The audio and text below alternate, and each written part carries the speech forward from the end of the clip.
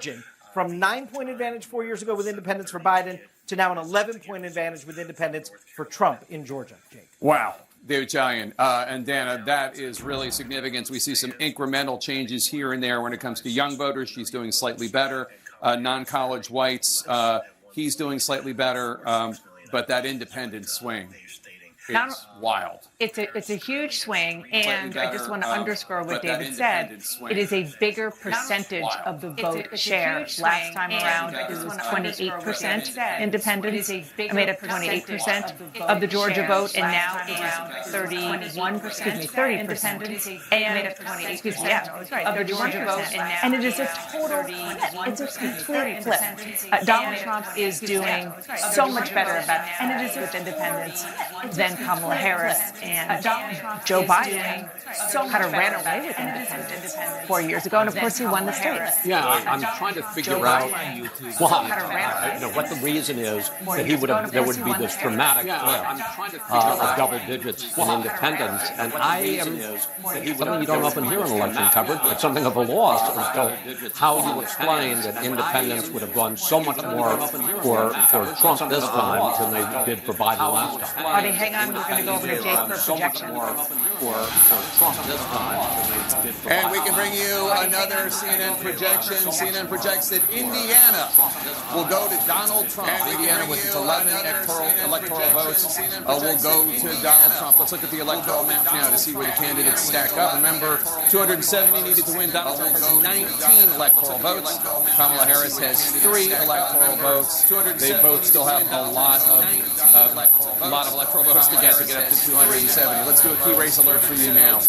In Florida, Donald Trump is in the lead with 51.3% of the vote. Kamala Harris has 47.7% of the vote. Donald Trump has a 138,912 vote lead. That just went up, a 224,914 vote lead. The votes are coming in as I do this. That's with more than a third, 35% of the estimated vote in from Florida, with its big fat packet of 30 electoral votes. The Commonwealth of Virginia, slightly more competitive. Donald Trump in the lead right now with 58.7% of the vote. Kamala Harris has 40.6% of the vote. That's only with a handful of votes in as of right now, about 1,500 votes. As we stand by for results from the crucial state of Georgia, we are counting down to the end of voting in the battleground state of North Carolina. This historic election night is just getting started. Stay with us. Are you following me? Honey? But the gains are pumping. The market's closed. Futures don't sleep in the after hours, bro. Dad, is Mommy a finance bro? She switched careers to make money for your weddings. Ooh, penny stocks are blowing up. Sweetie, grab your piggy bank. We're going all in. Let me ask you, for your wedding, do you want a gazebo and a river? I don't... What's a gazebo? Something that your mother always wanted and never got. Or you could give these different investment options a shot. The right money moves aren't as aggressive as you think. I'm keeping the vest. He is the smartest son of a who's ever done this for a living. James was famous for winning races. James believes that change wins. It's the economy, stupid. I ain't apologizing to no one. The man is a two-fisted catcher. I am saying publicly what people are saying to themselves. I have enough money. I could just shut up. Carp, winning is everything, stupid. Streaming, starting November 14th on Max. Humanity's greatest weapon is the lie. We are unreliable and thus unpredictable. Dune Prophecy, streaming exclusively on Max. Did you know once upon a farm, refrigerated pouches are farm-fed and packed with nutrients? I did. They use pineapples, bananas... Oh, don't forget dragon fruit. And spinach. You're really good at that. There's no added sugar, GMOs, or preservatives. Once kids try Once Upon a Farm, they won't stop talking about all the goodness we put inside. Avocados, flaxseed, carrots, and spirulina! Grief isn't talked about much, but that's what my podcast is all about. Join me and my guests for a new season with new conversations about loss, life, and love. All There Is with Anderson Cooper. Listen on Spotify or wherever you get your podcasts. Get It's time that we go back to Tennessee. Nashville's a hot market. Oh, okay. This isn't fitting 10 kids. No. I want to make this the perfect home for them. Look at this. Christina in the Country. Season premiere next Tuesday at 9 on HGTV. 10,000 years before the birth of Paul Atreides, we founded a sisterhood. Valia Harkonnen, you are the strongest among us. Without spice, the great houses would feed me to the world. Troubles are far greater than just a rat. Let us rid the Imperium of these witches forever. Stop! You won't be able to. Dune Prophecy, streaming exclusively on Max. Experience the CNN Magic Wall. Get live results, expert insights, and an immersive election experience. The Magic Wall. Find it in the CNN app today.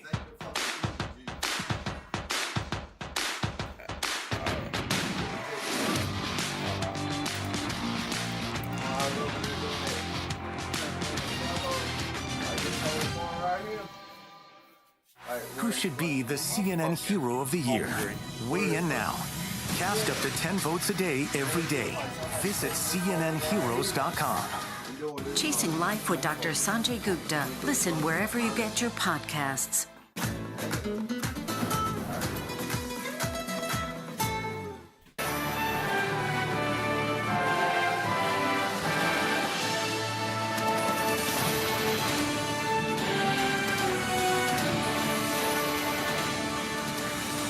Welcome back, and we're standing by for the end of voting in yet another crucial battleground state. Let's check the fight for the electoral vote so far.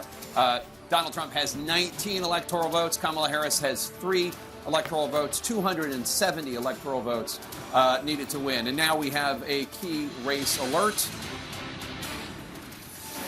In the state of Georgia, Donald Trump is in the lead with 51% of the vote. Kamala Harris has 48.5% of the vote. Donald Trump with a 4,556 vote lead. That's with only an estimated 3% of the vote in. The polls just closed at 7.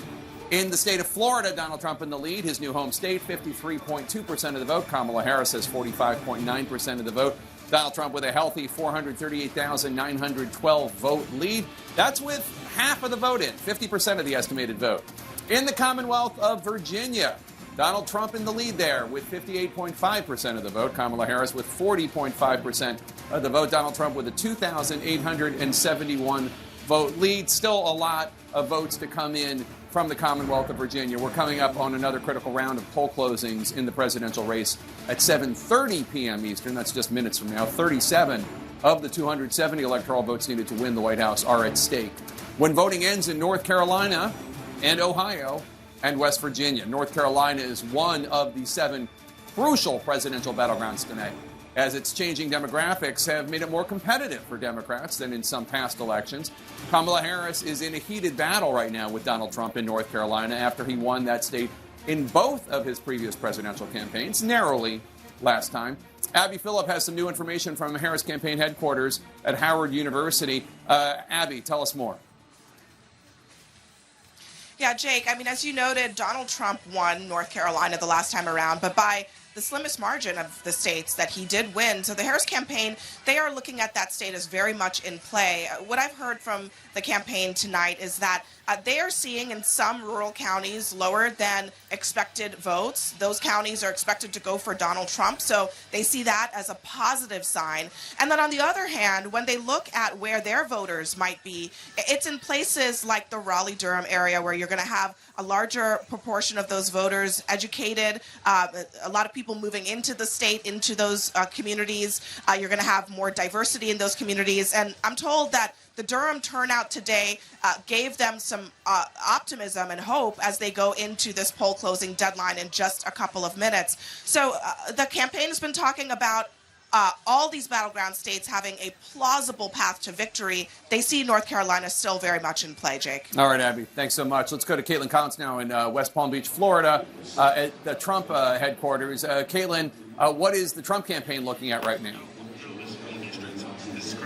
Well, Jake, obviously when it comes to North Carolina, something that they're hoping will be a gut check for them tonight. One thing that they're looking at, remember, this is a state that they thought Donald Trump was well on his way to winning when President Biden was still in the race. Of course, once he dropped out, it seemed like it was more in play. One thing that I'm told aides are keeping an eye on tonight is whether or not the governor's race has an effect on what the ultimate numbers there look like in the presidential race. Obviously, the Lieutenant Governor Mark Robinson, who is the Republican gubernatorial candidate, has faced scandal after CNN reported on his past comments. That is something they will be watching closely tonight, as Josh Stein, the Democrat, is expected to do well. We'll see what the ultimate race looks like there. And Jake, I should note, as they are keeping a close eye on these early gut checks, hopefully they believe in Georgia and North Carolina, Donald Trump is also still making calls to get voters out in Pennsylvania tonight. I was told that he was just on the phone calling into radio stations inside Pennsylvania, urging people to get out and make sure they get to the polls and vote. And Jake.com says some of his top surrogates are also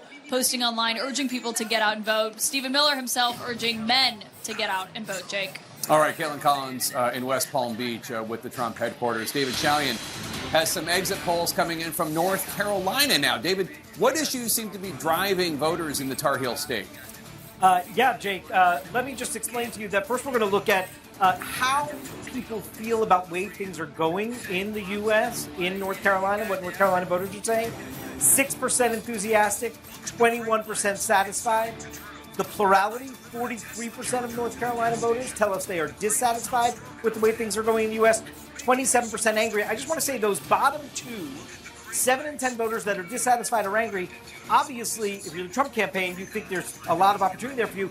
But the Harris campaign sees opportunity there, too. They want to get at least a chunk of those dissatisfied and angry voters who are dissatisfied and angry with Trump's dominance in our politics. So that'll be something to watch later in the evening.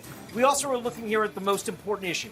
Economy actually ranks top, not like it is nationally, but like we saw in Georgia, though a tick down from that. 36% say the economy is the most important issue in North Carolina. Democracy is right up there, Jake, at 32%. Well down then is abortion and immigration in the teens. We also asked about hurricane aid here. Is federal hurricane aid getting to the people who need it? You see it's roughly split here, but 49% say yes, federal hurricane aid getting to where it needs to go. 46% say no. And then Joe Biden's approval rating, it's 1 point higher here in North Carolina than it is in Georgia or nationally. 42% approve, 56% disapprove. Again, the Harris campaign would like to make sure they get some of those Biden disapprovers into their fold. But that kind of approval on Biden is what is giving the Trump campaign hope in a place like North Carolina. Jake? Interesting. All right, David Chalian, thanks so much. And let's talk about this. And Dana, I mean, again, some headwinds for Kamala Harris here in these exit polls. First of all, 70% of North Carolinians of Tar Heels are either dissatisfied or angry with the state of things. The economy is the number one issue. That's terrain that where Trump traditionally polls better. And then a bad job approval rating for Joe Biden, her boss. Yeah, it is true about the 70 or 71% of people who are dissatisfied and angry. But I think, unlike what Chris said before, saying that means that it's a very good sign for Donald Trump. I think that what you are maybe not calculating, and what David and David with Anderson are not calculating, is that there are a lot of women and men who are dissatisfied with the fact that women don't have the ability to control their reproductive rights in America. No, look, it's baked in. I mean, the right track, wrong track, we've known for some period of time. And the fact is the race, despite the fact that people are very unhappy for whatever reason with the way the country is going, is still supposedly as tight as can be. So Kamala Harris is clearly going to be able to overcome that. Incidentally, may I just, in the last segment, I said, I don't know why the independents are so heavily for Trump in Georgia. Fortunately, we have a very smart Republican pollster listening and who wrote to me and said it's the same problem that democracies, incumbents and democracies around the country are facing right now. Around the world, rather. Inflation. They don't like the way things are going. They want somebody to fix it. And that's Donald Trump's basic pitch at the end. which is it's broken, I'm going to fix it. I don't want to drop the ball on what Dana said, though, about what people mean when they are dissatisfied. It's the same thing about what they mean by democracy or being independent. It's not entirely clear until we're closer to the final tallies. No, absolutely. But the battleground states are Aaron Burnett's beats tonight. Aaron? They are, and of course, we're just moments away from polls closing in a lot of these states in these final crucial minutes, really, in North Carolina, crucial minutes. Brianna, where you are in Charlotte, the people still have to vote, and we're starting to see some of these exit polls, concerns about the economy, the dissatisfaction that people have. What have voters been telling you? They've been telling us, Aaron, that everything matters. We're here in Mecklenburg County, which is going to be closely watched. It voted 66% for Joe Biden in 2020, and this is going to be very important to see the result here, to see how Harris performs compared to how Joe Biden did in 2020. I'm joined now by a voter, Brian Flores. You just voted. I did. And who did you vote for? For Harris. And tell me about how you came to this decision. So I wasn't going to vote at all until my girlfriend was blowing up my phone telling me to go vote. And if I didn't, she was going to break up with me. So now I'm here. Was she seriously going to break up with you? No, I made that up. She didn't say that, but it's funny to say that. So she asked you to vote for Harris. She did. And so you voted for Biden in 2020, but what were you going to do this time? I wasn't going to vote at all. You were just going to stay home? I was going to stay home, eat some chips or something, I don't know. And so you came just before polls closed. But here's the thing. How long did it most people have been saying it's taken them 5 or 10 minutes. Tell us how long it took you to vote. So I got off of work at 4:30, drove here about 30 minutes. I think I walked in like at 5:05-ish, and I was waiting for about 2 hours. I just walked out. Brian, 2 hours to fix your address, right? 2 hours. Brian Flores, thank you so much. Aaron, back to you. Well, that's devotion. That's devotion. 2 hours to fix the address and to stay there and to vote. Indeed. I mean, all right, John, but those are the stories the Harris campaign wants. You know what? More stories like that. That's a vote today that was not going to be there yesterday or the day before. That is right. Which, in a competitive race, it starts with one, and that's how you build, right? So what do we have so far as we look at the map? Let's come out to the big picture first and show you. Sorry, I was just peeking in there. It's early. That's the big headline here. Look at a lot of that gray as we go from east to west. We have a lot to count still tonight. But we have some interesting things happening. Let's start in battleground Georgia, the one battleground state where we do have some results right now, and you have a very narrow lead for Donald Trump. Or that's, I guess, better than that. Lead for Donald Trump, 54,000 votes now. I say narrow and it grows. That's what happens on live television. You see that right there. But this is very, very early in the race. We have 7% estimated reporting. So you're looking at the map. You see the red filling in the small rural counties. That is the bedrock of the Donald Trump movement. He wins big in rural America. The challenge for Harris is to run it up here. We have nothing from Fulton County. You saw Victor Blackwell earlier tonight in Gwinnett County. Very early on. You have a little more 1,000, 1,100 votes there if you add that up. So we have a long way to go. Just for comparison purposes, Joe Biden gets 58. So can the vice president keep it there at 59 as we move through the night? Again, that's an incredible early rationale there. But that's what you're looking at, right? Are you at least matching the coalition of the last guy to win the state? And that would be Joe Biden 4 years ago. And if you're not, if you're losing in some areas, can you make it up somewhere else? So that's where we look at Georgia right now. All it tells us we have a very competitive race. Virginia used to be a battleground state. It's reliably blue now, but it will give us some pretty important clues tonight. It will. Because if you look through right here, only 2% of the vote in. Again, you see, 45,000 to 43,000. This is a state that's going to be around 4 million votes, maybe even higher than that by the end of the night. So this is very, very early on. It's 2% of the vote. But you look at the map and you say, are there any surprises here? This would be a surprise. Prince William County in the suburbs, you see, D.C. is right here. Very blue suburbs here. Fairfax County, go back 20 years, Republican leaning. Now you come out here to Prince William County. Again, it's only 5% of the vote. Trump up by 6 points there. Just go back and take a peek. This was blue, and it was decidedly blue. So it's very early. That vote total could be one precinct, could be one Republican area. It's just a thing we keep an eye on. You mark it early on. Right now, that's where Biden did very well. At the moment, Trump, if Trump can improve in the suburbs and the exurbs, that's his path back to the White House. It's early on, but that's the thing you look at as this plays in. What else are we looking for here? This is Chesterfield County. Richmond, Virginia is the capital. Suburbs beneath it to the south, suburbs around it to the north. Only 6% of the vote in. Harris getting 51%. Again, your test is match it up to Biden. He had 52. She wants to stay where his number is. You say, oh, it's a point or so. A point or so can matter. Maybe not in Virginia. She may still win the state. But if she's underperforming Biden in the suburbs, that would be a warning sign. This is way too early. Way too early to say that's the case. I pointed out just that these are the markers we're going to go through as we go through the night, as we look it out. When it comes to Virginia, here's my test here. Again, this is 2%. Those numbers, forget about them. We're going to get a long way to go there. Here's the number you want to look at. This was a 10-point race. 10-point race 4 years ago. Right? It was not a 10-point race in 2016. Right? It was still blue in both races. That's Obama. Sorry, I went all the way back to Obama there. Let's come to 2016. Run the clock. There we go. Oh, that's not going to work for me. There we go. It was a 6-point race there. That matters. That matters. Virginia might still stay blue. The question is Donald Trump tighter in the blue states? Because that means he'll be better in the battleground states. And, Jake, that's what you watch. Counties come in, you take a look, you try to learn some lessons. All right, and we're coming up on another critical round of poll closings in the Harris-Trump presidential race just moments from now.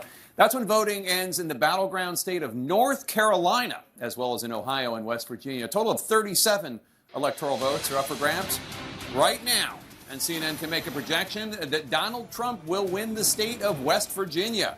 West Virginia and its 4 electoral votes going to Donald Trump. Too early to call. Too early to make a projection in battleground North Carolina with its 16 electoral votes, or in Ohio with its 17 electoral votes. Let's take a look at the electoral map at this hour now that we've called a state for Donald Trump. Donald Trump has 23 electoral votes, in the lead of Kamala Harris, who has 3 electoral votes. 270 electoral votes are needed to win the race. Both are far from that. Let's bring you a key race alert now in the battleground state of Georgia. Donald Trump in the lead with 58.1% of the vote.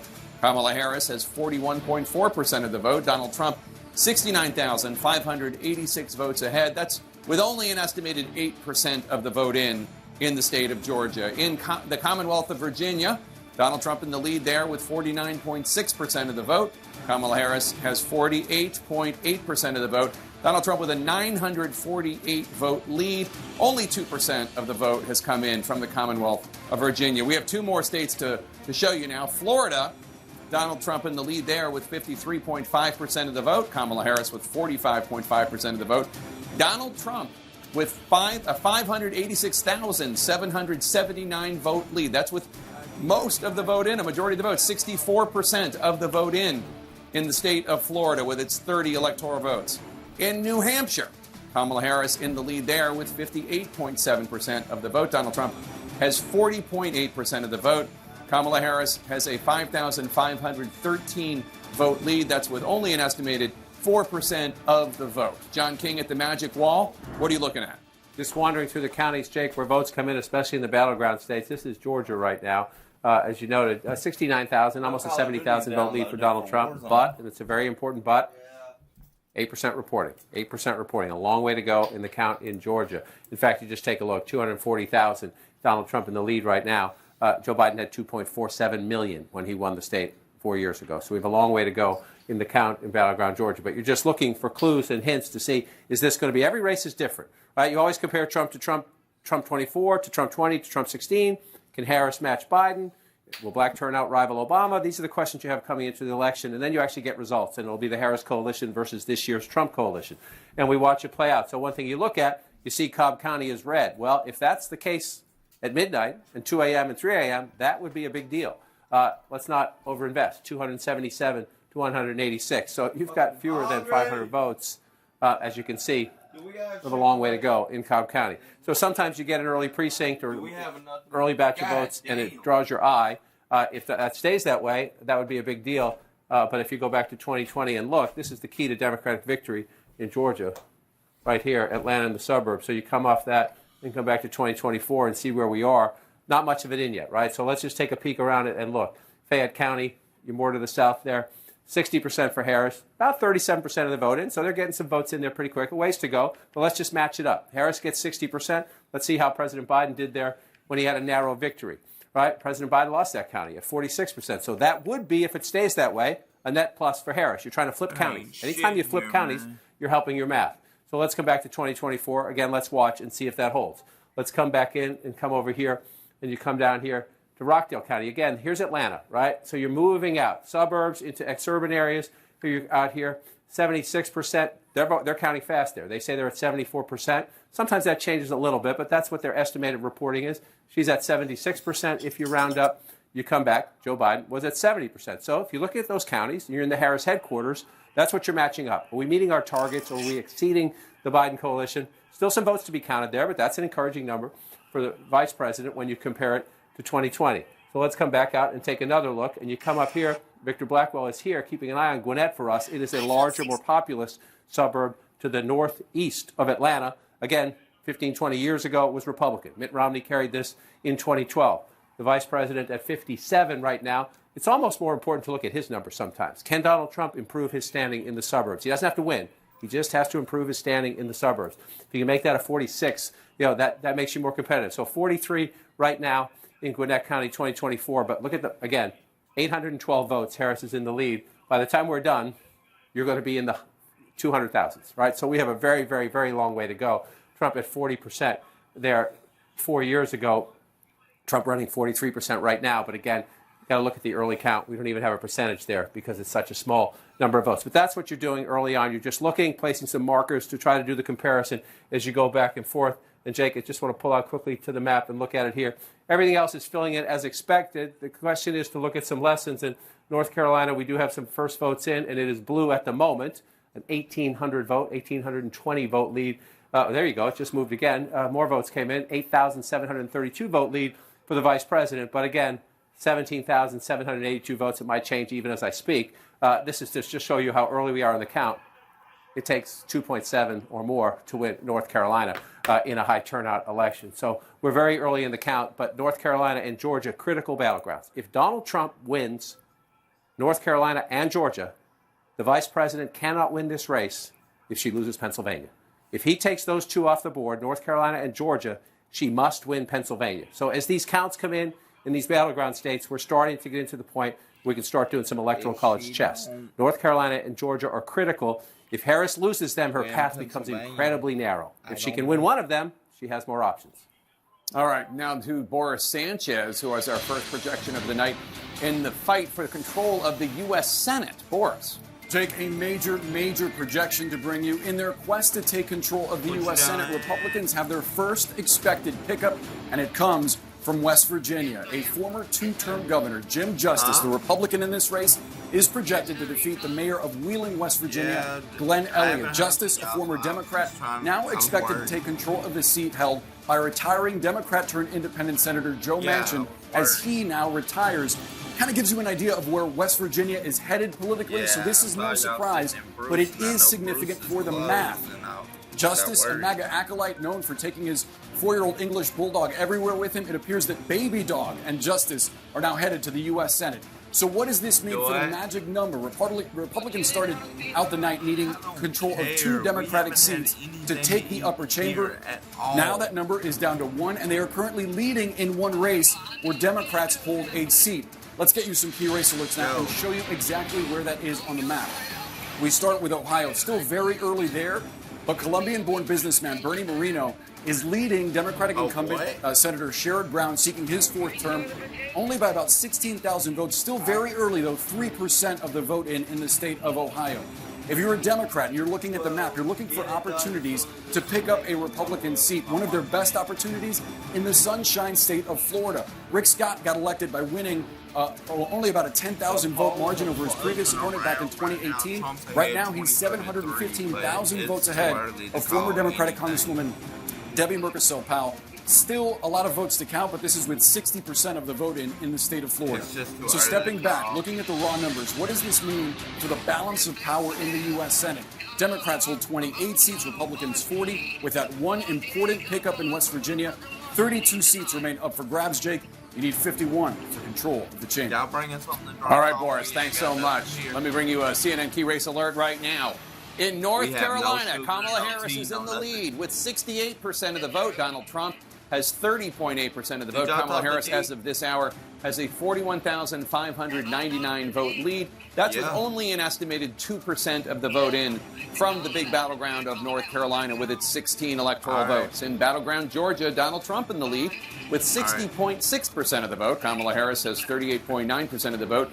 Donald Trump, as of this hour, with a 109,841 vote lead. That's with an estimated 9% of the vote in from that key battleground state of Georgia and its 16 electoral votes. In the Commonwealth of Virginia, Kamala Harris has 59.7% of the vote. Donald Trump, 38.8% of the vote. Kamala Harris with a 105,065 vote lead. That's with an estimated 11% of the vote in from the Commonwealth of Virginia with its 13 electoral votes. We expect more votes to come in from key battlegrounds at any time, and we're going to soon get the first results from a third high-stakes presidential battleground, the great Commonwealth of Pennsylvania. Voting ends in the Commonwealth just a few minutes from now. We're going to talk to you on the other side of the break. Stay with us.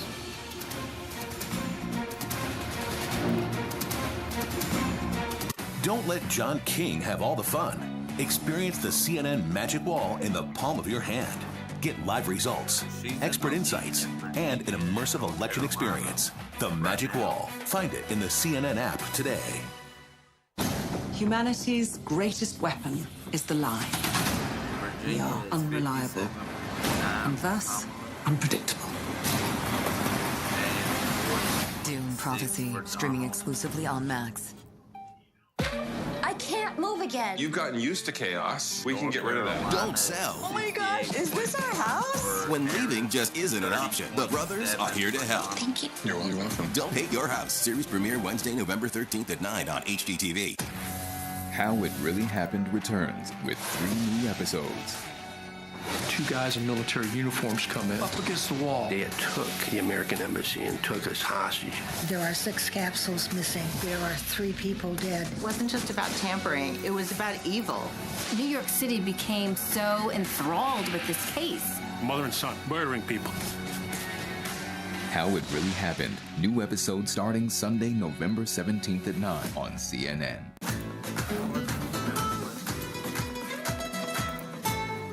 For 30 years, I've been saying publicly what people are saying themselves. I have enough money. I could just shut up. I can't. Carvel. Streaming starting November 14th on Max. All There Is with Anderson Cooper. Listen wherever you get your podcasts. The Ultimate Bundle just keeps getting better. Join me. I am back, baby. I'll be calling the shots. It's just the beginning. Disney Plus Hulu Max Bundle. I come back here every year. I'm addicted to it.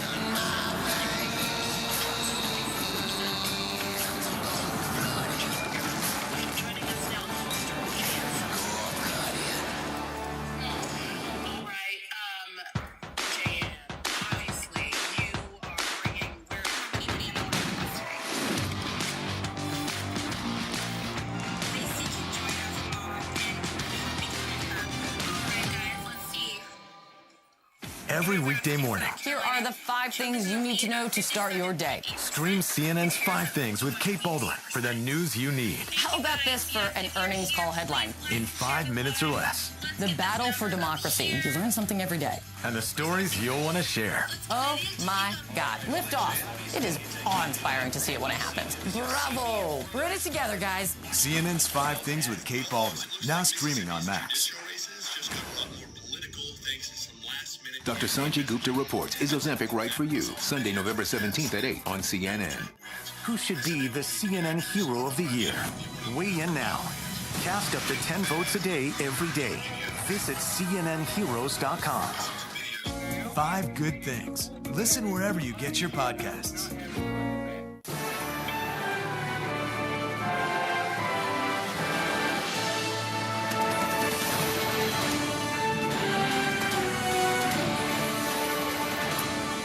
It's 7:43 p.m. on the East Coast, and we're heading into one of the busiest hours of this election night.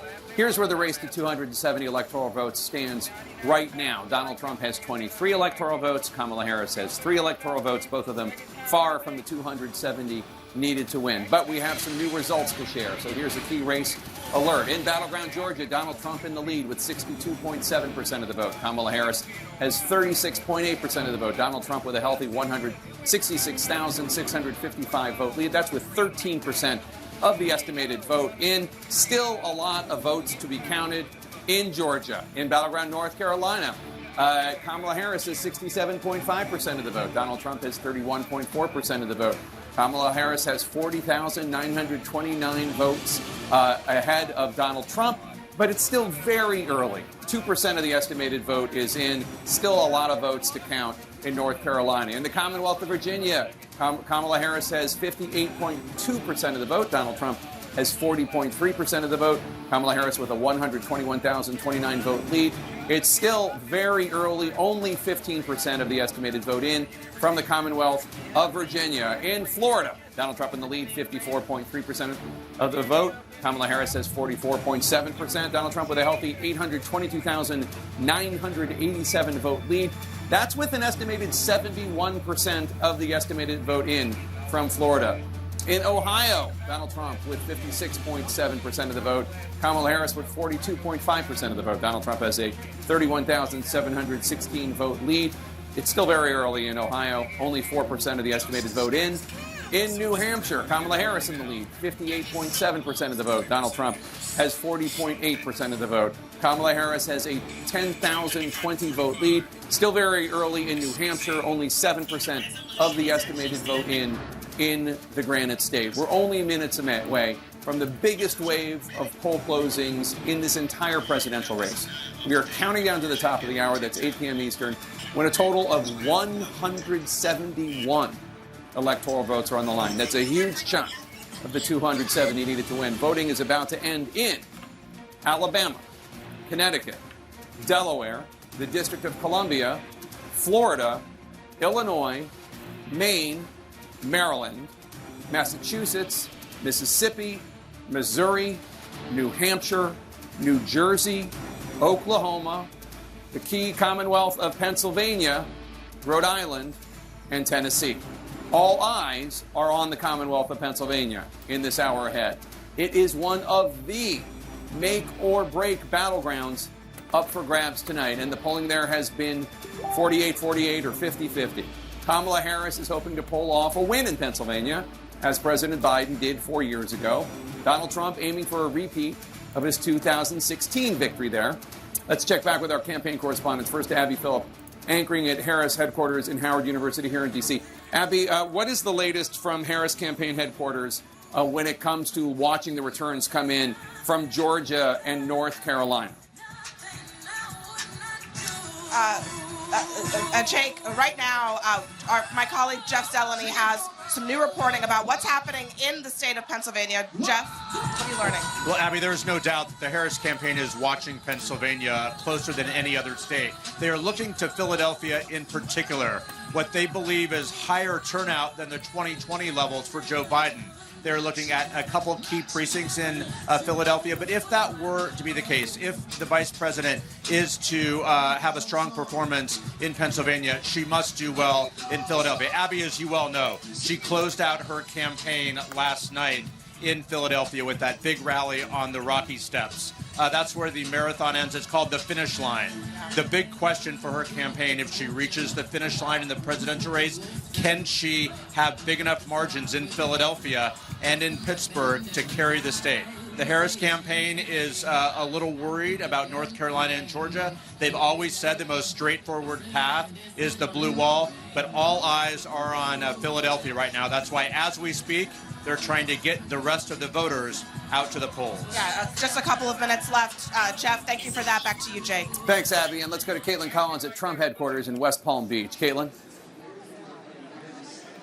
Yeah, thanks, Jake. We're here at the Convention Center where Donald Trump is hosting his election night party. I'm with CNN's Kristen Holmes. And Philadelphia and Pennsylvania overall obviously has been a key focus for them. But after Donald Trump and the Puerto Rican remark fallout from his rally in Madison Square Garden, they were particularly worried because there are Puerto Rican strongholds in Pennsylvania. There's more than 400,000 Puerto Rican voters in Pennsylvania, and he actually went to Allentown. There wasn't huge protests, but they were very concerned. Now, a lot of their concern focuses around some internal drama, which was that essentially after that comedian took the stage and made that joke, there was a lot of finger pointing as to who was to blame, who brought him on stage, who did not vet him. Now, internally, I am told that they have been circulating polls about Puerto Rican voters, even showing them to the former president, who was asked at multiple times, did this hurt my campaign? Is this going to hurt me with Puerto Rican voters? Worried about it. He was worried about it. He was worried. He was watching the news, as he often does, and seeing the reports that Puerto Ricans were saying that they were offended by it, that they weren't weren't going to vote for him. And of course, this is particularly important in Pennsylvania, given the fact that there are so many Puerto Rican voters. And one thing, Caitlin, it's not just Pennsylvania. Across all of these swing states, there are large swaths of Puerto Rican voters. So whether it's self-preservation because these people want to show that they didn't impact the Puerto Rican vote, or it's because they actually think it could impact him in the long term, they're watching those numbers very carefully. Yeah, and when the margins matter, something like that certainly can. Kristen Holmes, thank you for that. Jake, obviously something the Trump campaign is watching very closely from down here in South Florida behind the scenes. All right, Caitlin, thanks so much. Let's go to David Chalian now, who has some new exit polling. David, what are you learning about voters in the Commonwealth of Pennsylvania? In the Commonwealth of Pennsylvania, democracy is the number one issue for voters. Take a look, 33% of Pennsylvania voters say democracy is the most important issue. The economy's right up there, Jake, with 30%, then abortion at 15%, immigration at 12%. Speaking of abortion, we asked, do you think it should be mostly legal or illegal? 64% of Pennsylvania voters, nearly two-thirds, say it should be legal. 30% say illegal. We also asked for a view on fracking in Pennsylvania. You want to understand why Kamala Harris changed her position on this? 55% favor fracking, according to the exit polls in Pennsylvania. 36% oppose it. And Biden's handling of his job, a tick higher than we saw nationally. 43% of Pennsylvania voters in this election tell us they approve of Biden's job performance. 56% disapprove, Jake. All right, David Chalian, thanks so much. And Chris, at least just based on this exit poll, a slightly better terrain in Pennsylvania for Kamala Harris, with democracy as the number one issue, 33% as opposed to economy at 30%, a strong majority supporting legal abortion. And Joe Biden's approval rating is bad, but not as bad. I think it's night and day. I mean, as compared to Georgia and North Carolina, 48% of people in Pennsylvania said either abortion or democracy was the most important issue. Thanks for joining. Seems like a very different climate than North Carolina and Georgia. And that's the point. She doesn't have to win all of the states that Joe Biden won. She just needs to win enough to get to 270. And the blue wall and the blue dot and Nebraska is enough. Yeah, I mean, if you look at Pennsylvania, these numbers would, if you ostensibly, be pretty good for Kamala Harris if democracy is the top issue, but the economy is right underneath that. Yeah. That, as we know, has been a big headwind for Kamala Harris. What we don't know yet, and what I'm really interested to see, is what Caitlin and Kristen were just reporting on, and that is whether or not that very large, not only Latino population, but the Puerto Rican population in places like Allentown and Reading, whether or not those are going to flip or maybe come out in a more robust way after Madison Square Garden. Because one of the thing about those comments is that it draws attention to the campaign and not the way they want. Kamala Harris tried to take advantage of that. She had Fat Joe, she had Congresswoman Alexandria Ocasio-Cortez campaigning in Puerto Rican areas of Pennsylvania. It's not just about the mistake, it's about being able to draw attention to it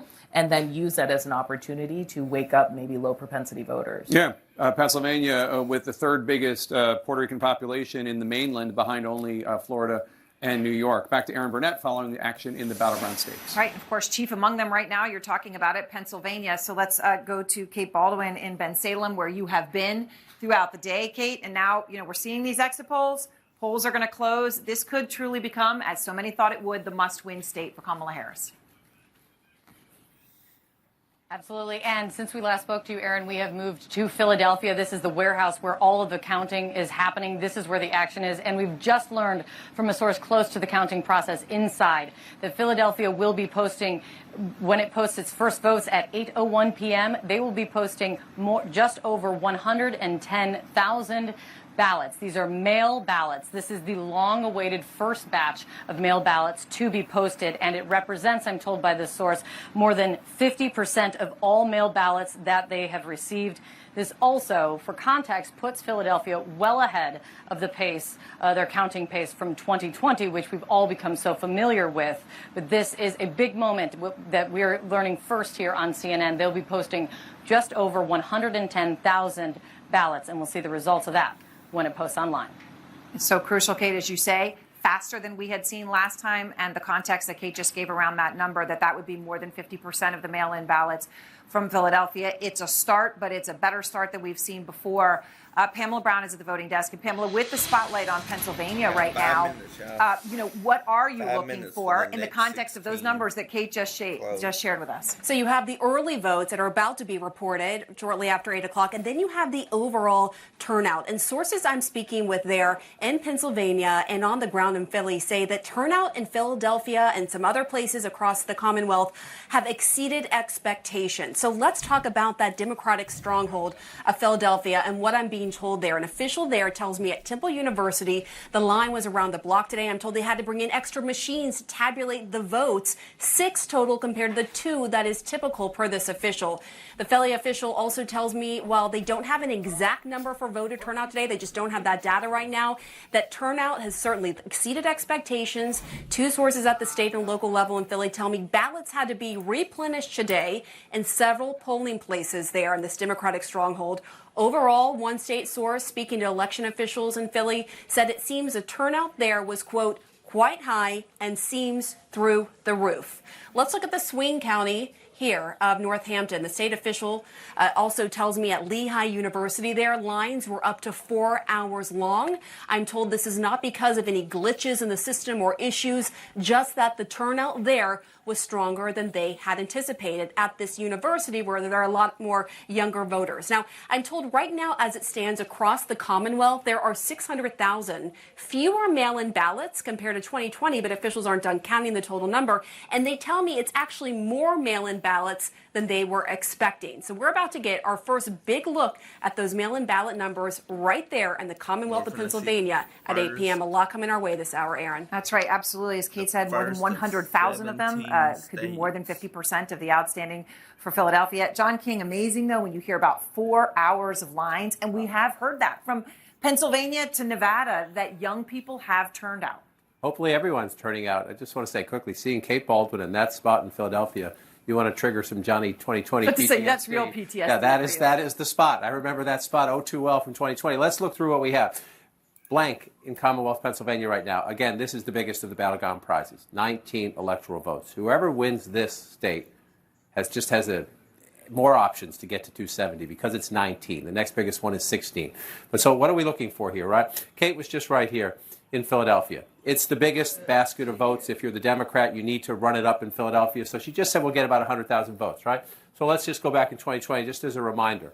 Joe Biden wins Philadelphia with 81% of the vote and just over 600,000 in the count. So those first 100,000 will give us a clue, but it's a building block. We're going to have to wait to see what keeps coming after that, especially if those are early ballots. And we'll see. Are the early ballots this year as disproportionately Democratic as they were in 2020? That's one of the things we'll see. But this is the building block for any Democratic victory in Pennsylvania. It has to be not only a high percentage, but you want a high turnout. You want to do some raw math there to run up your margin. Then we get into the suburbs around Philadelphia, the Collier counties, Bucks and Montgomery and Delaware, and then you start moving out to the excerpt to see how it's going.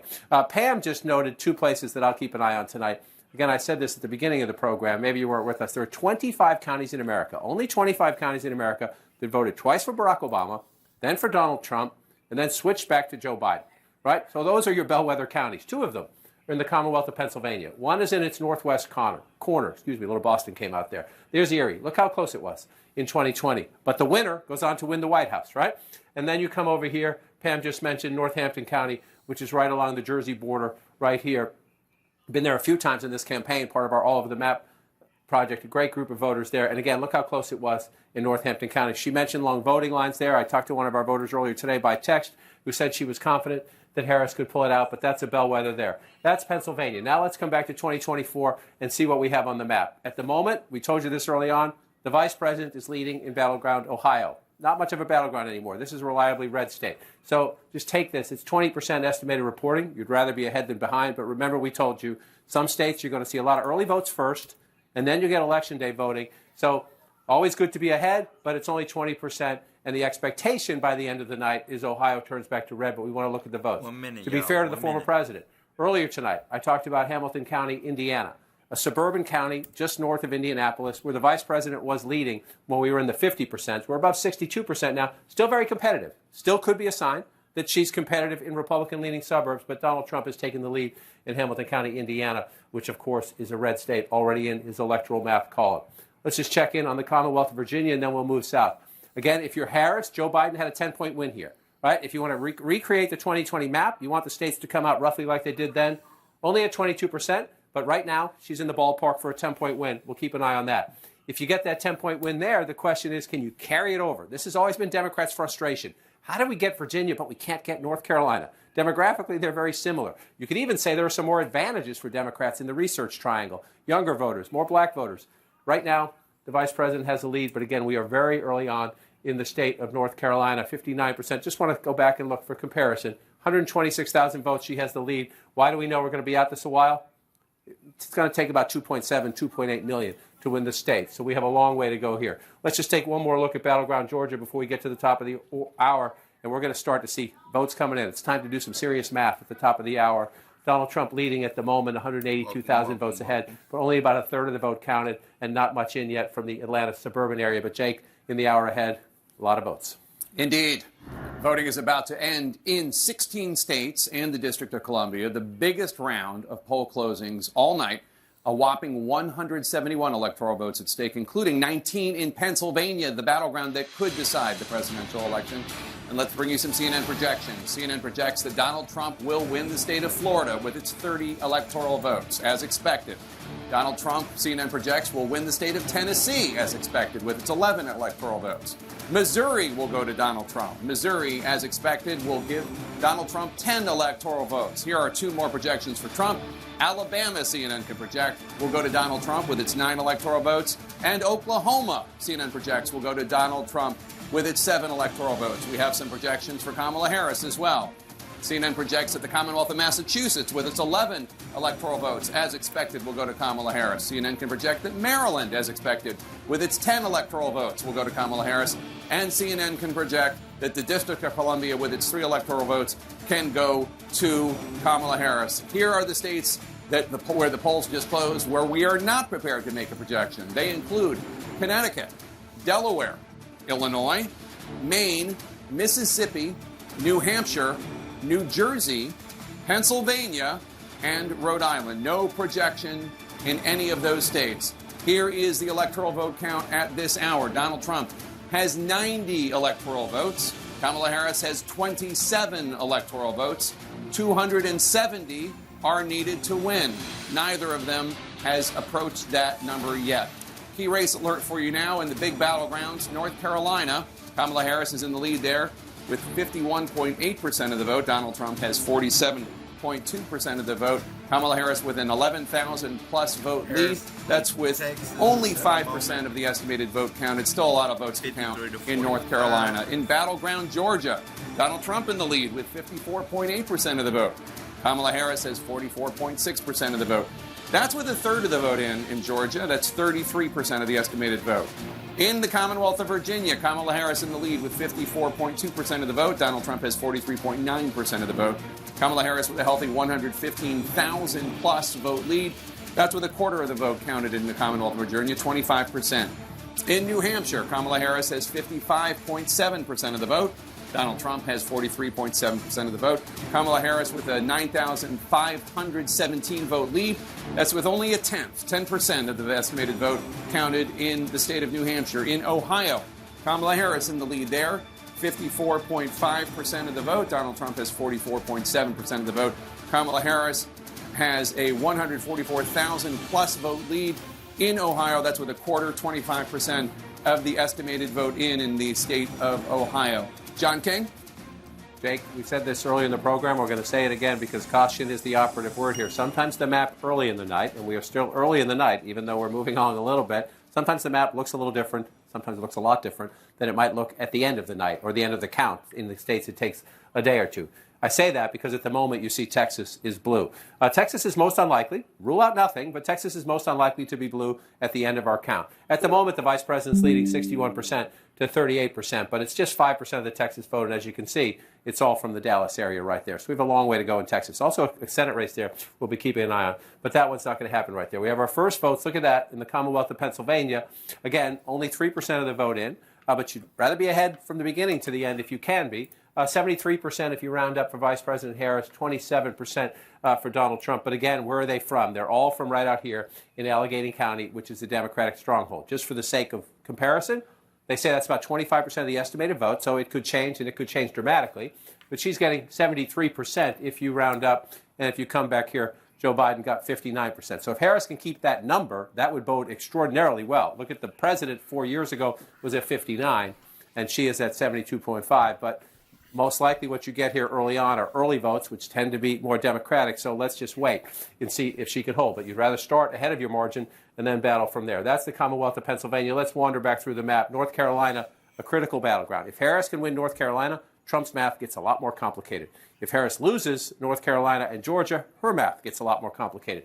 Here's where we are right now, 12,000 votes ahead, only 6% of the vote in. Again, she's got 179,000 and change. Just for the context, Donald Trump got 2.7 million plus to win this state in 2020. So a long way to go in the count. But you look at the map and you say, is it filling in the way each candidate would want it to fill in? So let's start here. Actually, Mecklenburg is the largest population center. And Vice President getting 70% if you round that up. This is where she needs to win and win big.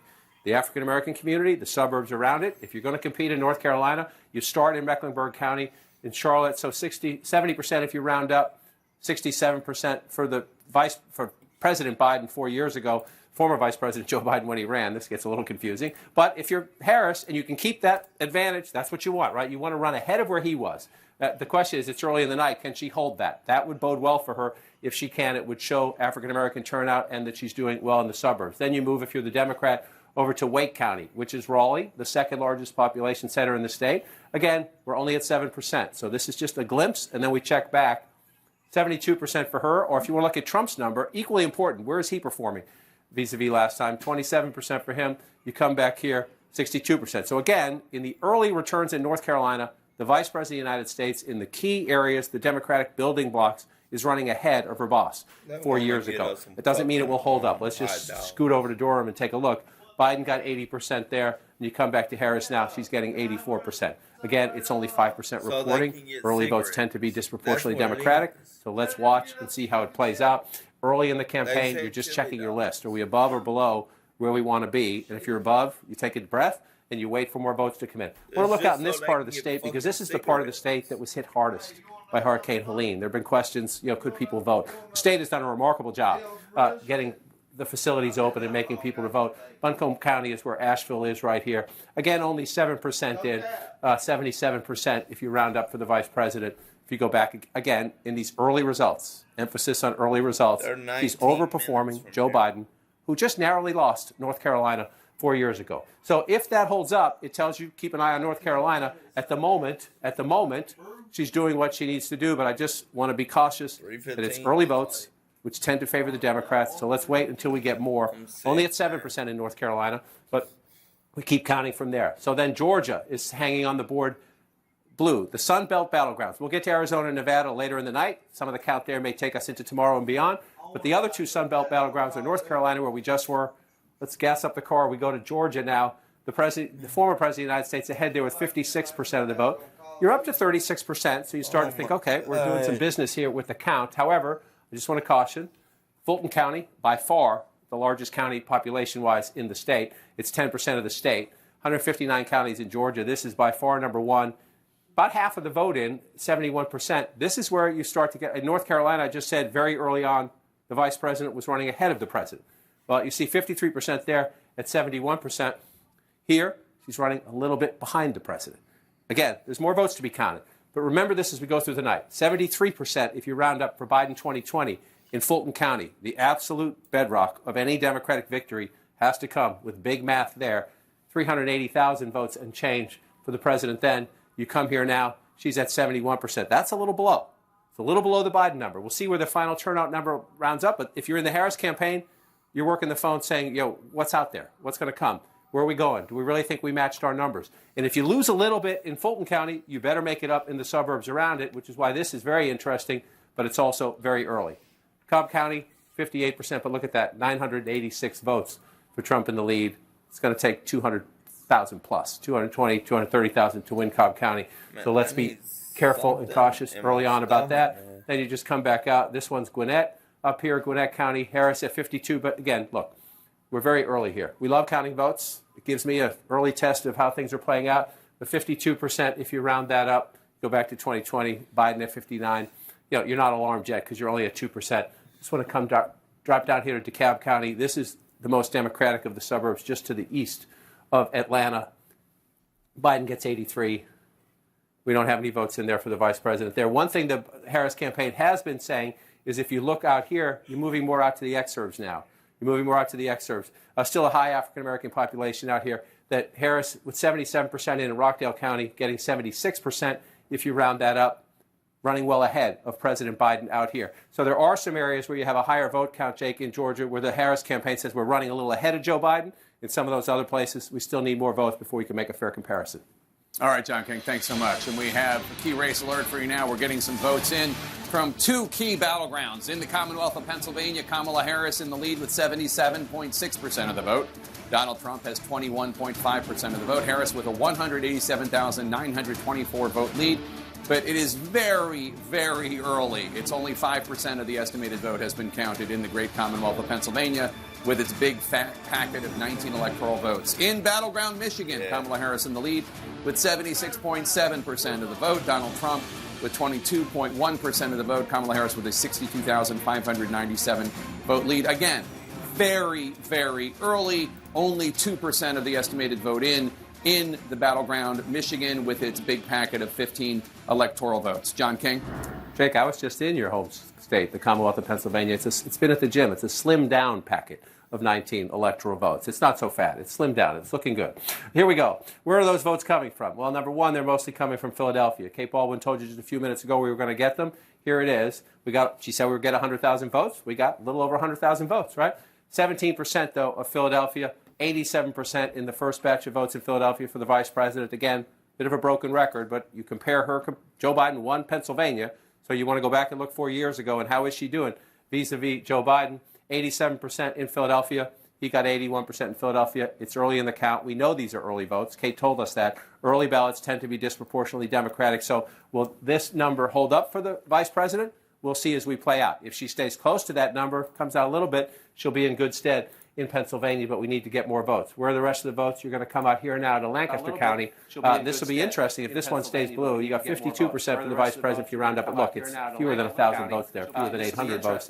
You come back 4 years ago, Donald Trump won this county convincingly, Lancaster County, 57% if you round that up. So we got a ways to go as we wait that play out. So you see things early on. Again, early votes. You get some early votes. They tend to favor the Democrats, which is why, for example, as we leave Pennsylvania, and the votes that you still see Ohio on the map is blue. Well, unlikely to hold up. We'll see. Everything's fair game on election night. You count the votes and you see what happens. But we're very, very early on in the count in Ohio. And, for example, a few moments ago we showed you Texas as blue. That has changed, just barely. Donald Trump just barely ahead. But that has changed as well as more votes come in some of these rural counties in Texas. So let's come back to the states in play. And let's start in battleground Georgia. It was 11,000 votes. 11,000 votes, 700 and change back 4 years ago. Donald Trump at 57% right now. Why is that? You see the red? See all that red? Those are the building blocks of the Trump coalition. I talked about the Democratic coalition. Urban areas, close in suburbs. Then you fight in the exurbs and farther out in the suburbs. Trump's base is all these small rural counties. I'll just pick one randomly, Wilcox County. Right, 57% reporting. He's getting 77% of the vote. You say, well, that's only 1,500 votes. That's not a big deal. It's a big deal if you're getting it here and here and here and here. There are a lot of counties, right? You've got 159 counties in Georgia. 159 counties in Georgia. The Democrats win 13. They carry the state. Right? They're all in Atlanta and the other urban areas. So that's how Donald Trump runs it up, in these little tiny counties. And so you go back, let's pick another one. Jackson County, 78%. It's slightly bigger. You see the math there. 90% counted, so they're almost there. 78% in 2024, 78% in 2020. Donald Trump's base is Donald Trump's base. Let's just pick another one just to compare it out. Hall County, again, slightly bigger. You see, 49,000 votes. That matters. That matters. You're getting a margin like that. That's 30,000 votes out of one county in a state that is very competitive. 73% 2024. Let's just come back and look. 71%. So in that county, Donald Trump's overperforming 2020 Donald Trump, which is good news for the Trump campaign. Now, you got to add them all up in the end. And again, the key for the Democrats is here. I just want to check back on Fulton County. Still at 53% there, 71% for the vice president. This one, Still no math. Cobb County, if that one stays red, Donald Trump's going to carry the state. But it's still very early in the count there. You come down to Douglas County. A moment ago, I was talking about Rockdale County. This is one of the counties the Harris campaign is tracking and saying, okay, this is good news for us. Why do they say that? She's about 76% of the vote count in. She's at 66% when you round that up. And Joe Biden was at 62% 4 years ago. So again, it's a relatively populous suburban area, southwest, exurban area, southwest of Atlanta, and you're looking at the Biden number, and then you look at the Harris number in those counties, and you say we're doing a little better than Joe Biden did 4 years ago. And that's good for the vice president, especially if she's going to lose a little bit in other places. If she's not matching Biden in places, you want to overperform Biden in some others. So, Jake, you look at the map. It's getting interesting, but we still have a long way to go. I just take one quick peek at North Carolina, still at 9%. We'll keep counting. All right, John, let's go to Boris Sanchez now for new projections in the fight for control of the U.S. Senate. Boris? Yeah, Jake, a handful of projections to bring you right now. All of them holds for the incumbent party. Let's start with the Sunshine State of Florida. There, incumbent Senator Rick Scott, the Republican, will defeat Democratic Congresswoman, former Congresswoman Debbie Merkersell-Powell. Scott winning a second term in the Sunshine State. Meantime, in Tennessee, the first all-female Senate race in the volunteer state's history, incumbent Republican Marsha Blackburn will win her second term, defeating Gloria Johnson, a state lawmaker. Meantime, in Indiana, Congressman Jim Banks, he will defeat Democrat Valerie McRae, a clinical psychologist. This is for the open seat left by retiring Senator Mike Braun, who's now running for governor. Let's show you some Democratic holds beginning in the Northeast with the state of Massachusetts. There you have incumbent Democratic Senator Elizabeth Warren seeking her third term in office. The former presidential candidate is expected to defeat John Deaton, a best-selling author and cryptocurrency advocate. Staying in the Northeast, another projection to bring you for Democrats in the state of Connecticut. There, incumbent Democratic Senator Chris Murphy will win his third full term in office as he defeats Matthew Corey, a bar owner / teamster who's run for statewide office now 5 times. The 5th time, not the charm for him. Murphy wins re-election in Connecticut. Meantime, a projection to bring you from Rhode Island. There, incumbent Democratic Senator Sheldon Whitehouse seeking his 4th term in office. He's projected to defeat Patricia Morgan, a Democratic member, or rather a Republican member of the state House. And now, in Vermont, the longest-serving independent in congressional history, Senator Bernie Sanders, an independent who caucuses with Democrats, is expected to win his 4th term as he defeats Gerald Malloy, a business executive. So what do all those projections mean for the magic number, the number that Republicans need to pick up in order to take control of the upper chamber? With the 1 pickup in West Virginia, they started out the night at 2. Now it's at 1, and they are currently leading, still early, but they are currently leading in 0 races where Democrats hold seats. Let's take a look at some key race alerts now and get you live updates, live results as they are coming into CNN, beginning with the state of Texas. This is a welcome sign for Democrats. It is still early, but right now, Democratic Congressman Colin Allred from the Dallas area has about a 31,000 vote lead over Republican incumbent Ted Cruz, who's seeking his 3rd term in office. Of course, Democrats love to see this, but it is still early, and this could present one of the few opportunities for Democrats to pick up a Republican seat. We just got an update now. His lead up to 14,000 votes with 18% of the vote in the Lone Star State. Let's get you an update from Pennsylvania. Here, incumbent Democratic Senator Bob Casey, seeking his 4th term in office. He's currently leading against the CEO of one of the largest hedge funds in the world, former CEO, I should say, Dave McCormick. Casey right now with a 223,000 vote lead. Still very early, though, 6% of the vote in, and it just updated. A 222,000 vote lead now for Casey with 6% of the vote in the Commonwealth of Pennsylvania. An update for you. One of the closest races we are expecting tonight coming from Michigan. There, Democratic Congresswoman Alyssa Slotkin, 60,000 votes ahead of former Republican Congressman Mike Rogers. This is for the open seat left by retiring Democratic Senator Debbie Stabenow. 3% of the vote in the Wolverine state of Michigan. So, looking at the balance of power for the U.S. Senate, these are the raw numbers. Democrats hold 32 seats, Republicans 42 with that one important pickup in West Virginia, but 26 seats remain up for grabs. It's an open contest right now in the U.S. Senate. You need 51 seats to control that chamber, Jake. All right, Boris, thanks so much. We're awaiting more votes in the crucial presidential battlegrounds of Georgia, North Carolina, and Pennsylvania. We're watching those very early votes from Michigan as well. We're also looking ahead to 9 p.m. Eastern when all voting is going to end in Michigan and another blue wall battleground state, Wisconsin. Voting also ends soon in the key western swing state of Arizona. More votes, more suspense when Election Night in America continues after this quick break. November 17th, I'm venturing across the globe to see how these new weight loss medications are transforming lives. Ready? It's like a new start for me, basically. I've made a lot of progress and I can't turn back now. And also disrupting the industry. Am I interviewing a future Nobel Prize winner? Please go on. Do something about it. But are these drugs a forever fix? These drugs are very effective, but they're not going to be for everyone. Is Ozempic right for you? November 17th at 8 p.m. on CNN. 10,000 years before the birth of Paul Atreides, we founded a sisterhood. Valya Harkonnen, you are the strongest among us. Without spice, the great houses would feed me to the world. The troubles are far greater than just their actors. Let us rid the Imperium of these witches forever. Dune Prophecy, streaming exclusively on Max. Grief isn't talked about much, but that's what my podcast is all about. Join me and my guests for a new season with new conversations about loss, life, and love. All There Is with Anderson Cooper. Listen on Spotify or wherever you get your podcasts.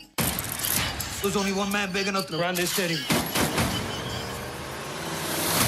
I want us to suffer for what he's done. They're taking back Gotham. I know what he took from me.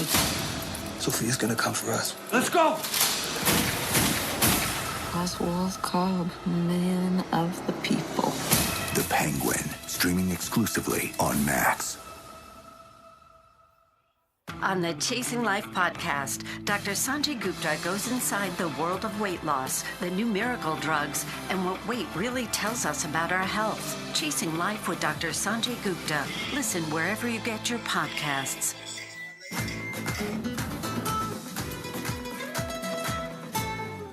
I got big plans. But anytime you're doing something illegal, anything can happen. Moonshiners, rivalries blow up next Tuesday at 8 on Discovery. I can't move again. You've gotten used to chaos. We can get rid of that. Don't sell. Oh my gosh, is this our house? When leaving just isn't an option, the brothers are here to help. Thank you. You're welcome. Don't Hate Your House. Series premiere Wednesday, November 13th at 9 on HGTV. Who should be the CNN Hero of the Year? Visit CNNHeroes.com to vote. What he was in the 90s has had a great deal to do with what he has become.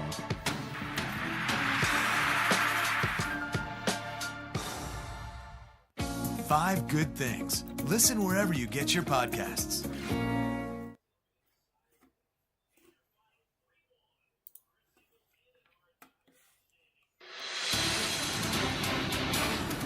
It is 8:21 p.m. in the East Coast, and we are getting deeper into this election. Let us take a key race alert right now.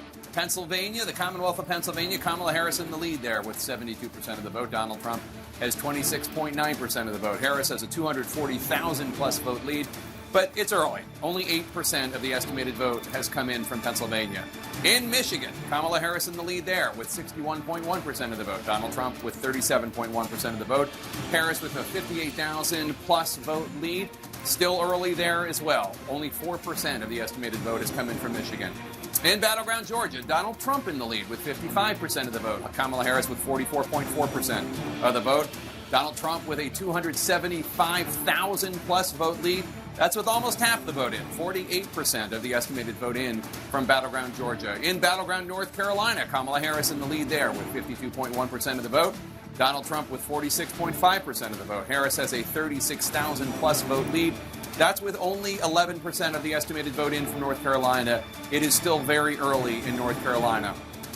In the Commonwealth of Virginia, Harris in the lead there, 51% of the vote. Donald Trump has 47.2% of the vote. Harris with a 58,000 vote or so lead.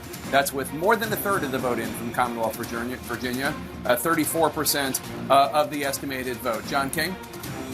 Jake, starting to fill in more of the map. You're starting to figure out where we go. I want to caution everybody, if you look at the map, as we start to fill in more, as we move at least to the Midwest, you have Kansas blue at the moment. Very reliably red state. We'll count the votes, see what happens. Remember, it shocked us after Dobbs with the referendum there. Ohio is still blue. We expect as more votes come in, that will swing back. But again, that's why we count votes. If you look at just big picture at the moment, Donald Trump in an unusual position. We'll see if it holds up. At the moment, he's leading in the popular vote. He, of course, lost the popular vote in both 2016 and by a much larger margin, more than 7 million votes in 2020. At the moment, he's 2.5 million votes ahead in the popular vote, but that's about 17% of the national vote. So we have a lot of counting to do tonight, into tomorrow, and beyond. It will take. So let's wander through some of the battleground states. Let's start in the biggest battleground prize of all, Pennsylvania, 19 electoral votes right there. The vice president at the moment with a big, healthy lead. Guess what? Pennsylvania is not going to end that way, even if she wins it. It's just too competitive a state. So why is it such a big lead? Because most of the votes are from right down here in Philadelphia and the Democratic suburbs, but can still be instructive. Number one, we're still at the same place, 87%, 17% there at 87%. We haven't moved in Philadelphia. She's ahead of where President Biden was 4 years ago, but that's a tiny percentage of votes, and they're early votes. So let's move up here. This is the most competitive of the three caller counties. It's Delaware, Montgomery, and Bucks. Bucks has become the most competitive. At the moment, the vice president is getting 66% if you round up in Bucks County. But again, it's 11%. If the vice president ends up above 60% in Bucks County at the end of the night, she's going to win the Commonwealth of Pennsylvania. But it is very, very early. Why do I say that? Because Joe Biden won it last time with just 52%. This is a very tough, there's a good, strong Trump base in Bucks County. So what you see at the moment is mostly early votes, but we watch and we see. Another place here is Montgomery County. Again, when I started doing this is where Ronald Reagan and George H.W. Bush won elections. No more. It's a Democratic stronghold now. But you see right now, it's very early on, 800 votes when you add that up. So we won't even bother with the comparison. And then you just pop down to Delaware County. Same issue, about 15% of the vote in. So we can take a look here. I was just here the other day in Delaware County, and you see it's overwhelmingly Democratic, but you do see some pockets of Trump support. This is one of the places it's a key test. He's not going to win Delaware County. Can he improve his standing in the suburbs just a little bit? That's Donald Trump's big challenge. Improve your standing in the suburbs just a little bit. 15%. He's at 24% right now. If you go back 4 years ago, he was at 36%. So if he stays where he is, he's in trouble in Pennsylvania. But again, these are very, very, very early results. So we've been looking at this from the vice president's perspective. Let's come back to 2024 and look at it from the former president's perspective, and that is these red areas out here. So this is Butler County. This is where the rally was, where the assassination attempt was made on the former president's life. Very small smattering of votes right here, but this is Trump country. This is Trump country. 81% of the vote at the moment right now. You go back 4 years ago, 67%. So let's see. Let's see. It's very, very early. So it's not. I'm not making the comparison now. It's just one of the places we laid out markers and we look.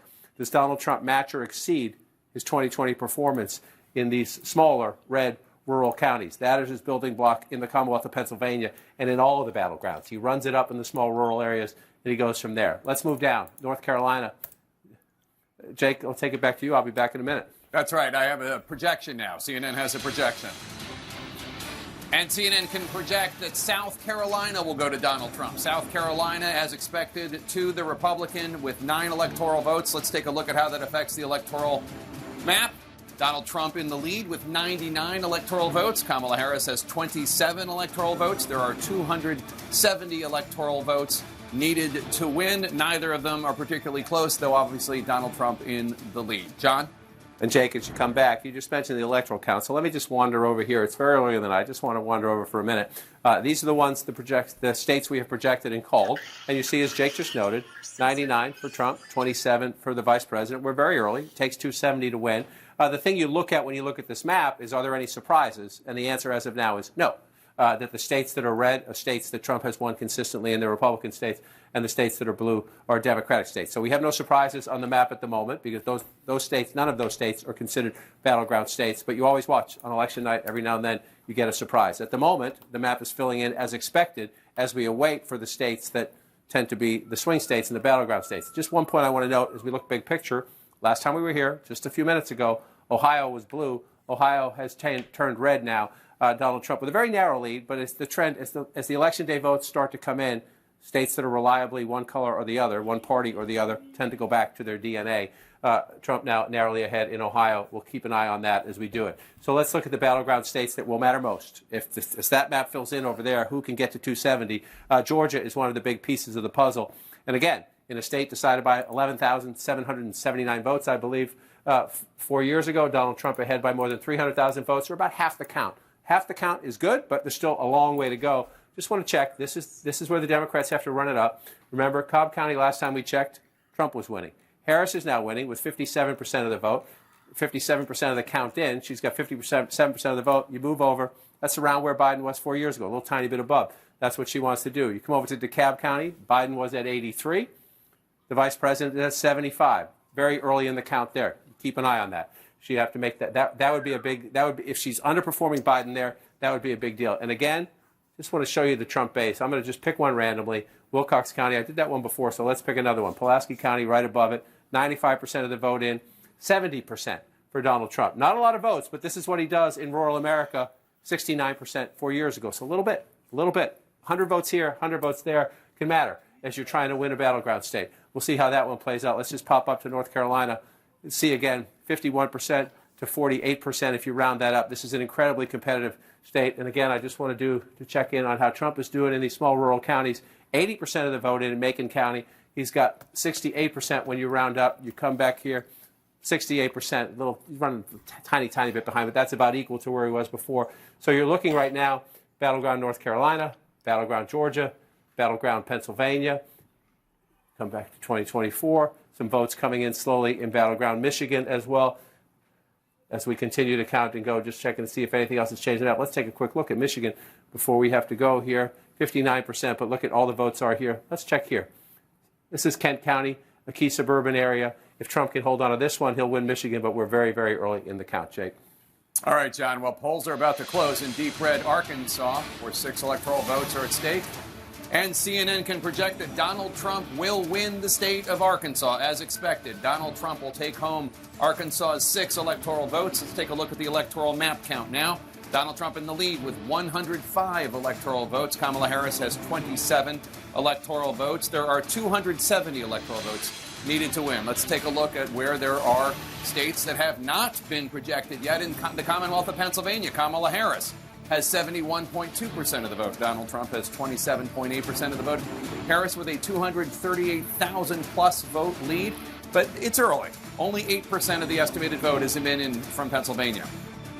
In battleground Michigan, Kamala Harris has 57.6% of the vote. Donald Trump has 40.5% of the vote. Harris with a 50,000-plus vote lead. That's with 6% of the estimated vote in from Michigan. Still a lot of votes to be counted in Michigan. In battleground North Carolina, Harris in the lead there. 49.8% of the vote, but Donald Trump bringing up the rear, 48.9% of the vote. Harris has right now a approximately 7,200 vote lead. That's with 14% of the estimated vote in North Carolina counted. In battleground Georgia, Donald Trump in the lead with 55.4% of the vote. Kamala Harris bringing up the rear with 44% of the vote. Donald Trump with a healthy 322,000-plus vote lead. That's with more than half of the vote counted in Georgia. 53% of the estimated vote in Georgia counted. In the Commonwealth of Virginia, Kamala Harris in the lead with 50% of the vote. Donald Trump with 48.2% of the vote. Harris with a 30,000-plus vote lead. That's with more than a third, 39% of the estimated vote in from Virginia counted. In the state of New Hampshire, Kamala Harris in the lead, 54.1% of the vote. Donald Trump with 45.3% of the vote. Harris with a 13,000-plus vote lead. That's with an estimated 18% of the estimated vote out of New Hampshire counted. In Ohio, Donald Trump in the lead, 50.3% of the vote. Kamala Harris with 48.9% of the vote. Donald Trump with a 36,000-plus vote lead. That's with an estimated 41% of the estimated vote in from Ohio. And now we can make a projection in a closely watched race for governor. CNN can project that Democrat Josh Stein will be elected governor of North Carolina. Stein is the current attorney general. We are projecting that he will defeat his Republican opponent, Lieutenant Governor Mark Robinson, who had Donald Trump's endorsement. Robinson's history of controversy became a major issue in the race, including recently uncovered, shall we call them, inflammatory posts on a porn website from more than a decade ago. Again, CNN projects the Democrats will hold on to the governor's office in North Carolina, with Attorney General Josh Stein replacing the term-limited Governor Roy Cooper. John? And Jake, one of the big questions in North Carolina, as you know, is Democrats were somewhat hopeful that maybe the scandal in the governor's race might help them, and the Trump campaign was nervous that with the Republican candidate Robinson in trouble, would Trump be impacted by that? So let's just take a quick look at it. You see North Carolina, this is the presidential race, very close at the moment. We're only at about 15% of the statewide vote counted, so a long way to go in a state we expect to be tight. It is tight from the get-go in the early count. I just want to switch over and look at the governor's race. Excuse me, it's down here. Look at the governor's race. So you have the Democrat here at 49.4, the Democratic candidate for president. If you look at the governor's race, Josh Stein winning 56% of the vote. So you have a lot of ticket splitting happening in North Carolina right now. People who are voting for Donald Trump who simply could not vote for Mark Robinson for governor. And so at least at the moment, not the benefit that the Harris campaign was hoping for, at least no evidence of a giant benefit that the Harris campaign was hoping for in North Carolina from the scandal around the Republican gubernatorial candidate. So what do we have here in the key Sun Belt battleground? North Carolina, Georgia, and then we go west, Arizona and Nevada. 648 votes ahead. That's why we call them battleground states. But we're only at 14% of the count. And so you come out here, let's just go west to east. 73% for the vice president, 26% reporting. You just go back and check. Joe Biden came close here but lost, so she's overperforming him at the moment there. And then you want to come over to the biggest population center is Charlotte in the suburbs. That's Mecklenburg County. The president got 67% when you round up 4 years ago. You come back here, she's getting 70%. So in the early count, it's neck and neck. This is one of the great tug-of-war states in the United States right here. And we'll continue to count, still at 14%. Let's pop down to Georgia. We're at 53%. We were at 50% last time. So we're moving up, but moving up slowly. And again, trademark Trump, just running it up in the rural areas. And so we pick one randomly. You come down here, Bacon County, 95% in. So we're close to the full count here. But look at that, 87% of the vote, right? This is how he does it. It's 4,000 votes to 600 votes. In a state this big, you say, oh, that's not such a big deal. When you do it in county after county after county, that adds up. So just go back and take a look. 86%. So Donald Trump is at least matching his performance in most of these rural counties of 4 years ago when Georgia was incredibly close. So if he matches in the rural areas, all he has to do is improve a little smidgen in the suburbs or in the urban areas, and you're more competitive in the state. So let's just check the suburbs around Atlanta, because this is where if Trump is performing in the rural areas, as it looks like he is, turning out his base, then the race will be settled here by the margins in the suburbs. Only 16% of the vote in, so let's be careful. 60% for Vice President Harris, or again, more important almost, is can Trump move his numbers up? 39% in the suburbs right now. Gwinnett County suburbs, it was 40%. So at the moment in this one suburb, he's got some work to do. We'll see if he can do it. Let's move down here to DeKalb County. This is the most Democratic of the suburbs just to the east of Atlanta. 83% President Biden had in winning the state 4 years ago. The vice president running a little bit behind that right now, but look, that's not even 1,000 votes. So we have a ways to go before we have to worry about any comparison there. Let's drop down to Clayton County, the Atlanta airport just south of Atlanta.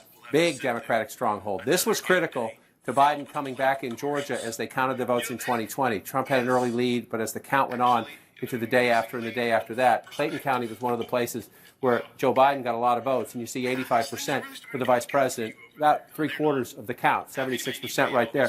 So how does that compare to 2020? About the same, right? You got 85 when you round that up. You got 85 when you round that up. So here we go in Georgia again. So far, as you go through it, you've got a very competitive race. So that one's competitive. Let's come out of there. I want to go up and look at Michigan. We haven't spent any time here yet. Only 6% of the vote is. So be careful about anything, but you're trying to look and see what happens. Again, this is Kent County. Both campaigns focus on Grand Rapids and the suburbs. Used to be a reliably Republican area. Trump at the moment, but look again, we're under 1,000 votes right there. Trump at the moment, but here's what you're running against, right? Joe Biden gets 52%. If you go back to 2016, Donald Trump carried this with 48% in a state. You know, if Michigan's going to be very close, it was 154,000. It was the biggest lead Biden had in any of the battlegrounds 4 years ago. But if you're going to be competitive for Donald Trump, you'd like to turn this red. If you can't turn it red, you would at least like to narrow that margin for Donald Trump. So we'll watch and see how this plays out in 2024. Come back to today's map here. It was just on the texting. I was going to say on the phone. It's texting. It's the same thing.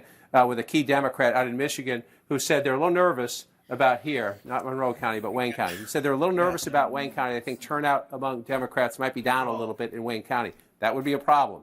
The African-American vote in Detroit, the student vote, Wayne State, places like that, absolutely critical for the Democratic coalition. So we'll see when we get. Wayne County is always late to report, so it's going to be a while. We'll see if that's true, if those fears are true among Democrats that maybe turnout is down a little bit here. If it is, then the vice president has to make it up here. Oakland County, again, 20 years ago, a Republican suburb, 58% right now. We're just approaching 40%. 58%. Remember, Joe Biden carried Michigan 4 years ago to 56%. That would help. If you're above Biden, maybe you get a little math to make up if you're losing a little bit in the city. We'll see if that plays out as we thought. And I just want to pop down to bring this issue on the table as well. Washtenaw County, absolutely critical. Young voters were critical to the Biden coalition in 2020, even more critical when Governor Whitmer won re-election in 2022, and the Michigan Democrats made gains in the legislature. Washtenaw County is the home of Ann Arbor. It is the home of the University of Michigan. Been there 4 times over the last year, and it's gone now. The school won't allow a protest anymore, but student protests here about the Israel-Hamas conflict had hurt President Biden. The question was, after the switch to Vice President Harris, could she heal that wound in the Democratic coalition? So you see her at the moment 22%, so we have a long way to go. 60% for the vice president there right now, 72% for the president of the United States. If that number stays that way, that's a problem. That's a problem. If 73%, if you round that up in Washtenaw County, 61% or 60% actually, you can't round that up quite yet. So that's something to keep an eye on as we go forward. And I just want to come out just the other day, I was also here, Michigan State is in Lansing in Ingham County, and again, you're trying to get students to turn out. Was at a Trump phone bank here, mostly young men, college students, young men there. 50% for the vice president right there. You come back in time, and 65% for the president of the United States. So as we go through battleground Michigan, it's early. It's early. So I'm not, this comparison is not in cement yet, but these are the places you want to watch. At the moment, in a couple of key places, that would be Ingham County and Washtenaw County, Jake, she's trailing the president. So she needs to, if you want to get your math up in Michigan, watch those in the hours ahead. All right. Now let's check in on the all-important race to 270 electoral votes as we head into another round of poll closings. So, with Donald Trump is in the lead here with 105 electoral votes. Kamala Harris has 27 electoral votes. Obviously, 270 are needed to win. We are far from that. Obviously, Donald Trump still in the lead. But now let's bring you another key race alert. In North Carolina, battleground North Carolina, Donald Trump in the lead there. 52.2% of the vote. Kamala Harris with 46.6% of the vote. Donald Trump taking the lead there in the first time this night. Donald Trump has a 69,000 plus vote lead. That's with about a fifth of the vote in, 21% of the estimated vote in from battleground North Carolina. And battleground Michigan, Kamala Harris in the lead with 56.9% of the vote. Donald Trump has 41.2% of the vote. Kamala Harris currently has 59,000 plus more votes. That's with 7% of the estimated vote. It's still very early. In the Commonwealth of Pennsylvania, the all-important battleground, Kamala Harris in the lead there with 69.8% of the vote. Donald Trump has 29.3% of the vote. Kamala Harris with a 323,000-plus vote lead, but that's only 11% of the estimated vote in. It's still very early in Pennsylvania. In battleground Georgia, Donald Trump in the lead, 55.6% of the vote. Kamala Harris has 43.8% of the vote. Donald Trump has currently a 339,000-plus vote lead. That's with more than half of the vote in battleground Georgia, 54% of the estimated vote in from Georgia. Now we're standing by for the second largest wave of poll closings just minutes from now at 9 Eastern, when a total of 163 electoral votes are at stake in 15 states. Remember, 270 electoral votes needed to win the presidency. All voting is about to end in Arizona, Colorado, Iowa, Kansas, Louisiana, the battleground state of Michigan, Minnesota, Nebraska, New Mexico, New York, North Dakota, South Dakota, Texas, battleground Wisconsin, and Wyoming. As I mentioned, Michigan and Wisconsin are the two battlegrounds on the line in the hour ahead. Pillars of the Democrats' so-called blue wall that crumbled in 2016 but was rebuilt to help seal President Biden's victory 4 years ago. Out west, Arizona is another major presidential battleground that we're watching. We're heading into a high-stakes hour in the Harris-Trump contest, with polling places about to close in 3 states that could decide the race. Let's go to Abby Phillip at Harris Campaign Headquarters in Washington. And Abby, voting is about to end in 3 battlegrounds. What's the outlook in the Harris campaign? Yeah, Jake, I mean, I think the banner that you guys have right now is pretty much where the Harris campaign is. It is early in the night, and they're not seeing any clear picture of where this race is headed just yet. For that reason, they are really focused on the battleground of Pennsylvania, because that really becomes the linchpin of a strategy to get to 270. If they get Pennsylvania, the rest of the path becomes much more clear. So as I've been talking to people tonight, they're really waiting to see how these results, as they are coming in, really shape the picture. But right now, it's really not that clear to them. And I just want to be transparent about it because they've got great numbers, but they're not willing to go out on a limb on any of this stuff just yet. In Pennsylvania, though, I think what I am hearing is a lot of optimism. They're seeing good numbers out of Philadelphia. The local officials there are suggesting that Harris could exceed what Biden did in that city. And if she's able to do that, that would make, again, her path to winning that state much more clear, Jake. All right, Abby Phillip, thanks so much. Let's go to West Palm Beach, Florida now, where we find Caitlin Collins. And Caitlin, what is the Trump campaign going to be looking for in the next round of poll closings? Well, Jake, you just mentioned Wisconsin, and that is obviously a state that they are going to be watching closely tonight. I've talked with several campaign officials. They're not expecting to get a real sense of those numbers until much later in the evening, but they will be watching Wisconsin very closely. They want to see how abortion lands there and how close the margin could potentially be. But, Jake, one thing that former President Donald Trump will be doing that maybe no other presidential candidate has done is watching the returns come in from Wisconsin with someone who is also on the ballot in Wisconsin, Robert F. Kennedy Jr. He fought to get his name off the ballot, but the Supreme Court there told him no because it was too late. He was already on the ballots that people were getting in the mail. And I am told Robert F. Kennedy Jr. is at Mar-a-Lago with Donald Trump tonight, watching these returns come in. Obviously, the reason he fought to get his name off that ballot, Jake, is there is a concern that with the margin, as small as it could potentially be there, that it could have an effect. The margins are everything in this race, as we are starting to see in these numbers coming in. So Trump will be watching that come in alongside RFK Jr., both of them on the ballot, Jake. All right, Caitlin Collins in West Palm Beach with the Trump campaign. Thanks so much. Let's go to David Chalier now, who has some exit polls from Michigan, Wisconsin, and Arizona. Three battlegrounds we're hoping to hear from soon. David, what stands out? You look at the data from these three key states. Yeah, as the polls are about to close in these three critical battleground states, I wanted to look at Biden's approval rating just as sort of a baseline of the environment in these three states. Nationally, his approval rating has been updated to 40% in the exit polls nationally. In Arizona, you see here, Jake, he's at 43%. He's slightly above his national approval number in Arizona. If you look at Michigan, he's at 42% approval. Again, slightly above where he is nationally at 40. But Wisconsin's a different story. His approval rating, the sitting president, Joe Biden, is at 38% in Wisconsin. That is below where he is nationally. 61% of Wisconsin voters in this election disapprove of the job Joe Biden's doing. That's a hurdle that Kamala Harris is going to have to jump here in the Badger State. Jake? All right, David Chalier, thanks so much. This would have been a very different race if Joe Biden had stayed in it. I mean, if it ends with a Trump victory, and we have no idea how it's going to end, so don't misinterpret what I'm saying. But there's going to be a lot of finger pointing and recriminations and wondering. But these approval ratings for Joe Biden are brutal. 6 in 10 in Wisconsin say that they don't approve of the president. I mean, it is brutal.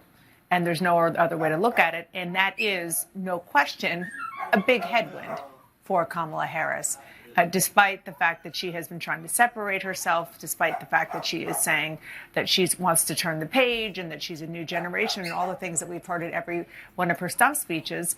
That is a number that there is no question the Harris campaign is looking at and saying, we hope that that doesn't bleed into Harris and the actual votes. Especially since the Trump campaign tried to do an effective job in tying her to that administration, saying not just that she was the vice president, but that, look, you were in the room, you were always there. There were all kinds of decisions you could have made a difference, and you didn't. Well, and then, of course, there was her gaffe on The View when she was asked, what would you have done differently over the last 4 years? And she said, nothing comes immediately to mind, which is probably not the best answer. Jake, if I can just look back, I think a lot of our viewers may just sort of big picture be looking at this and saying, Trump's got 105 electoral votes, right, and Harris has got 27, and there's a half a country of red and a little corner of blue. And I think the point we need to make is at this moment, and I think of it as a tennis match, there are no surprises. There have been no flips. Nobody has broken the serve, if you will. Right. All the states that Trump won that he's won tonight are states that he won in 2020. All the states that Harris won are states that Biden won in 2020. There's been no swing state that has been flipped yet, and there is just the way the states roll out, that the Republicans get a lot of the early calls and a lot of big red states. Yeah. But there hasn't been any dramatic change in this vote. They're both on track to 270. Yeah. It depends on states that are This still is not called. this is pretty. It's a good point. This is pretty much where everybody expected the No race to surprises. be at this point. We still have not projected New York. We still have not projected California. I mean, there are plenty of places with Right. a lot of delegates that were not delegates, I will electoral tell votes you that Democrats one are place that expected is to a get. little bit of a surprise. It's a surprisingly close race in Virginia, which has gone blue since 2008 and Obama, the last 4 cycles. And if you remember, Trump in late October had a rally there, and people went, "What's he doing in Virginia? That's a blue state." He's running. That's very true, close but there. there's only half of the. I understand, voting. Yeah. but it's 49-49 right now. But John King set the table on that earlier, where he said, "Is this assuming she wins Virginia?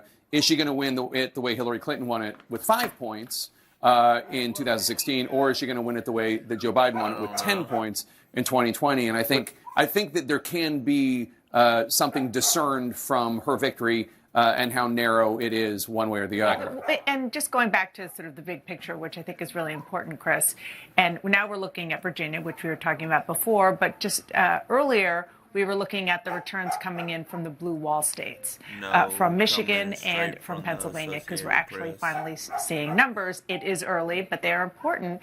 Pennsylvania, we cannot stress enough how critical Pennsylvania is that you're looking at right now is to Kamala Harris. Donald Trump, if things go the way that they traditionally go for a Republican, unlike 2020, he could win the White House without Pennsylvania.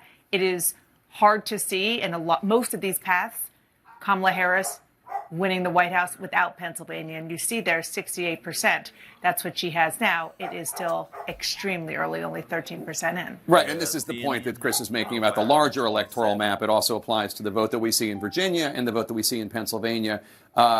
If Kamala Harris wins Pennsylvania, and who knows, she's not going to win it with more than 60% of the vote. That's crazy. No. Like it is anticipated to be razor thin. We're still waiting for all the votes to come in. So brew a pot of coffee.